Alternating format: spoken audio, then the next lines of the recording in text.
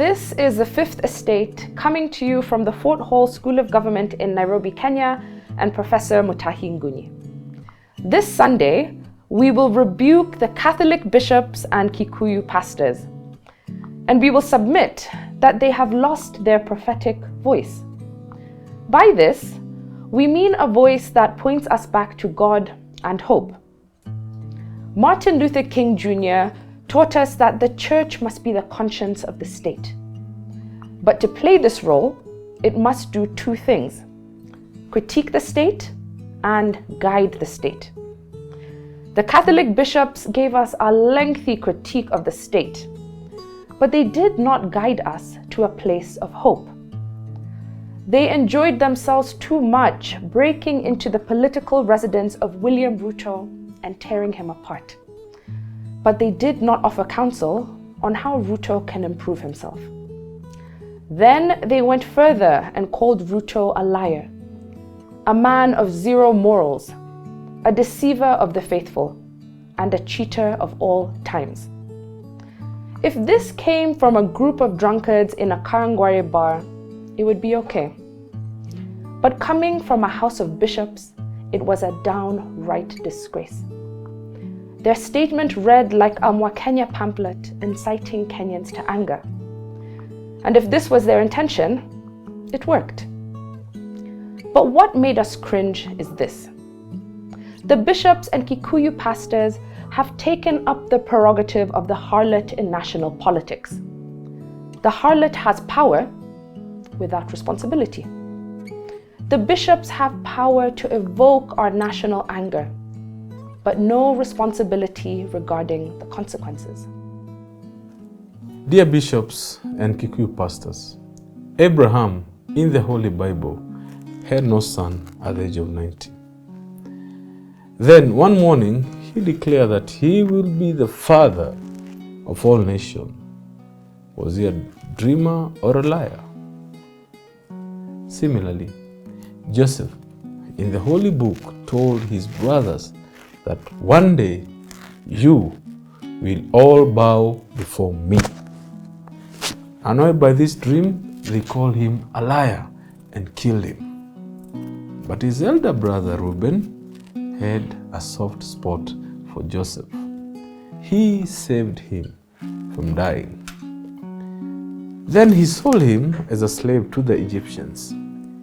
Years later, Joseph was a big government man in Egypt. Then his brothers came in search of food in Egypt. They were desperate and they had to bow and beg for food from Joseph. Dear M-Pesa bishops and Kikuyu pastors, was Joseph a liar or a dreamer? In our view, you have judged Ruto harshly, and let me explain why.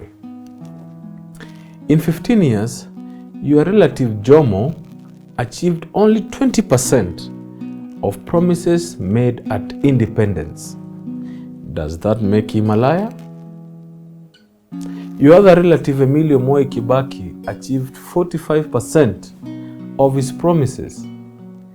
Is he a liar too?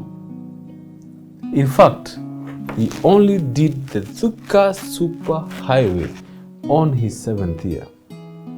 Ruto has been in office for only 26 months, and you are demanding to see a Thika Super Highway and calling him a liar. Another Kikuyu relative, Uhuru Kenyatta, delivered SGR on his 5th year. Yet, Ruto has been president for only 26 months, and you want an SGR from him. Does this make him a liar? What about poverty? The bishops attacked Ruto because he has not done enough for the poor and the suffering. And on this, we agree with them. But because I'm not allowed by the government to attack bishops for having power without responsibility, I will defer to evidence. One day, Jesus had returned from a long, tiring trip. His feet were dusty and sore. He relaxed on the sofa, sipping a drink.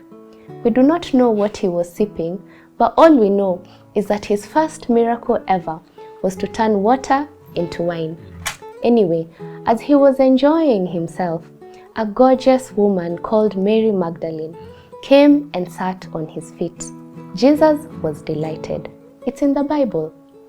Then the woman removed a very expensive perfume from her bag.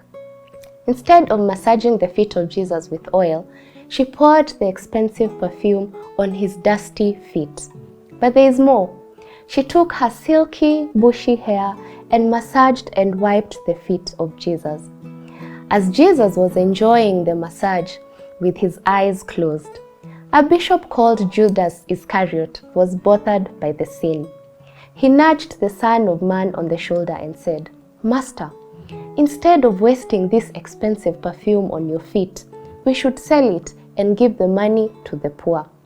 Interrupted from his massage using perfume and the hair of a gorgeous woman, Jesus told this botheration of a disciple, "Look, the poor will always be there." And so, why attack Ruto for not doing enough for the poor? Yet the Son of God told us that the poor will always be there. Maybe my team is wrong on the Catholic bishops. The bishops have the right to tear down the president. They are the conscience of the nation. However, they must not fall into the trap of a harlot, a woman who has power without responsibility. The bishops exercise their power without caring about the consequences of choice. And they did this not because they are bad people, but because they are just untaught on matters politics. With your permission today, I will allow me to take the bishops to school on Politics 101. Number 1, at the core, the state is constituted as a criminal enterprise. And that is why the world over, the head of state is always above the law. Even the Pope heads a criminal enterprise at the Vatican in the name of a state. And the bishops who spoke on Thursday are direct appointees of the Vatican, which is a criminal enterprise. Their master is not holier than thou. Number 2, no one comes to power to govern. Not Trump, not the Pope, not anyone. Everyone who seeks a higher office does it to accumulate, to make some money, and that's a fact of history. Now the holy bishops have been educated. They know that the state is historically constituted as a criminal enterprise, including the Vatican, which appointed them. They also know that historically politicians capture the state for purposes of accumulation. Finally, and this is my point, William Ruto has been president for only 26 months. He has 8 years to turn the state into a criminal enterprise. But the bishops can stop this, not by criticizing him like a harlot with power without responsibility, but by using their prophetic voice that points Kenya into a place of hope.